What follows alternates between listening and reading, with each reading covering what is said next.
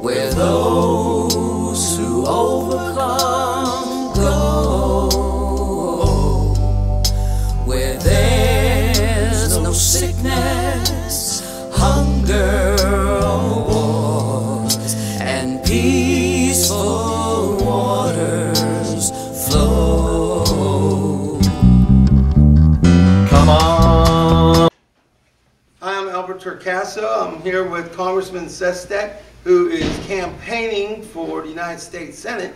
But today we're going to ask him some other unusual questions that the congressman may never have had quite in the way that he's going to have today. But this is, of course, Humanity Matters, so we're going to get right to the business at hand. Congressman Sestak, can you tell me why humanity matters to you? Why is humanity important? It matters to me because I actually think it defines the character of our nation. The American character, in my mind, has always been this grand alliance between rugged individualism and the common enterprise. The American character, defined by humanity, has always been one by which we measure the wealth of our nation by the number of poor, the health of our nation by the number of sick, the justice of our nation by the number of wronged. So in short, we actually have a nation that has measured its progress through freedom, it's measured it through suffrage, it's measured it through equality.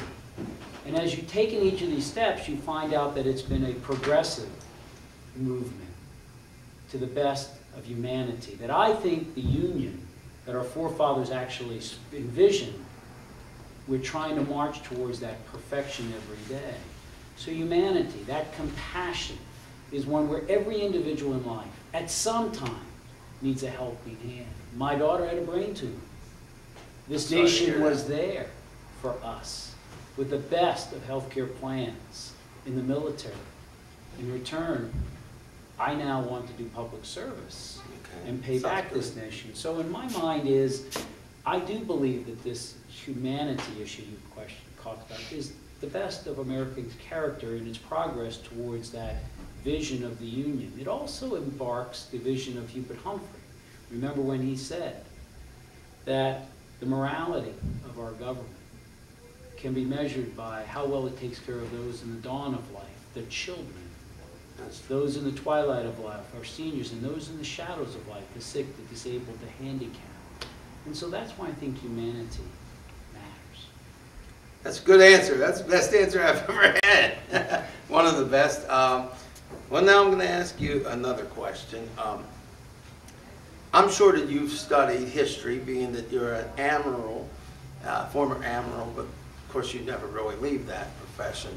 And my question for you is, you're aware of the fact that Abraham Lincoln said that this ought to be a nation where all Americans have an unfettered chance, a fair chance in the race of life. I'm sure you've heard that term. Do you believe that the health care law and laws like that, where everyone has at least a chance of getting some type of medical care, some kind of education, do you believe that it contributes to a fair chance in the race of life? And let me phrase it in this way. The reason why I say it does is I believe if we all have the security of health care and knowing that we can get it, that also offers us security knowing that we don't necessarily have to stay at a job that, quite frankly, is abusing us, but many Americans stay at that job simply because they don't want to lose what they have. So do you feel that these types of laws, first of all, are they needed? And then I want to touch after that, a follow-up question is, if we offer these types of benefits or what have you, are they socialism, and why aren't they socialism? Well, I think it gets back to your first question and how I answered it. I said that the best of American character is the recognition in our American character that we prize the alliance between rugged individualism and the common enterprise.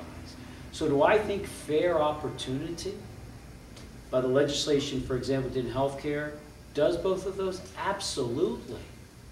How do I know that? I can never forget, in my first month when I was running for U.S. Congress, I had left the Navy, and now I was running primarily on health care.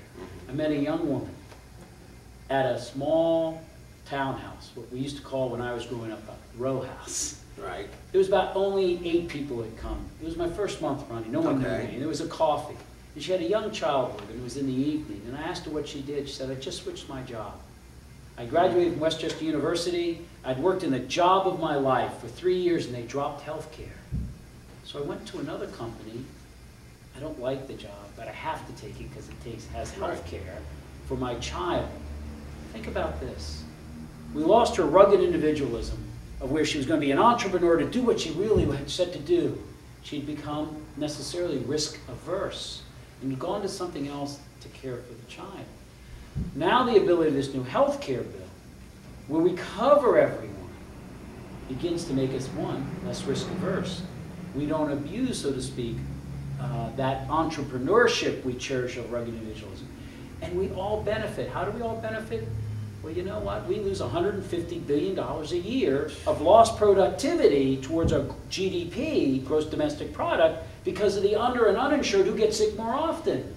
So the common enterprise loses. By covering them, we regain that productivity. And that rugged individual ready to leave a company, to go to another company, but yet now no longer, because of a pre-existing condition, cannot be denied health care, makes us even more productive.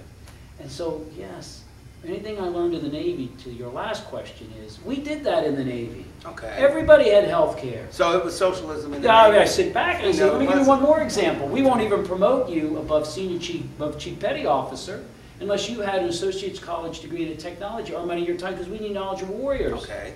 Do you think we're socialists? No, we don't do it for charity. We do it because of the dividends that accrue to our nation from healthy, productive warriors who aren't worried about their families as they're off, as I was, to 11.5-month war.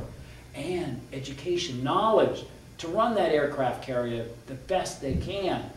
Sounds like America should be, doesn't it? It sounds like that to me. And the dividends that accrue our nation by rugged individualism combined to that common enterprise are enormous. And that's why I would have been willing to lose my job over getting that health care bill through. I do have a kind of a, I guess you could call it a sneaky question. And it's not on you necessarily, but it is a sneaky question, and that is, we hear from the Republican Party, we've heard it throughout the last year, that this health care bill is socialism, that it's going to raise our taxes, that for some reason we shouldn't get this health care bill. But here's the sneak attack that I'm going to use. Now, I understand that in Congress there is the office of the attending physician, where the congressmen and women in Senate can pay an annual fee of $503 a year. They can use this, which is essentially an in-house office, and that they are subsidized up to 75%. So essentially what I'm saying to you is, from my understanding, this office of the attending physician is almost next to nothing, or free health care for the senators and congressmen and women who choose to use that. And it's also coincidentally run by the United States Navy. So here's my question.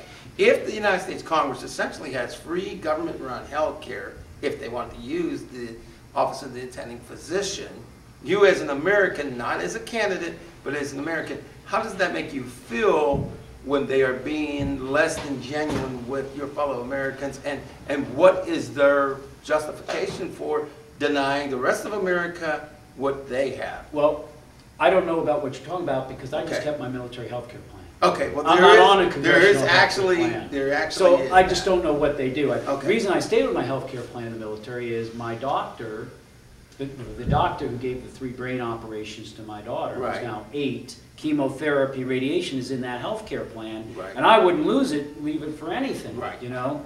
So I can't answer your question. Oh, that's okay, that's fair. About other members. However, I will say this. In the House care bill that we passed, we made sure that the identical benefits every congressman and woman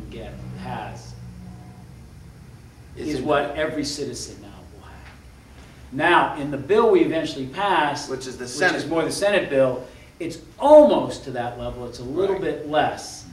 And that's why the healthcare bill that I went to 2 health subcommittees on is a bit better. Is it very close? Very close, but not quite. So in essence, you're going to end up with the same effect happening. Okay. As far as I believe every congressperson has to pay for their healthcare bill, premiums and all. I just don't know about the particulars. Well, because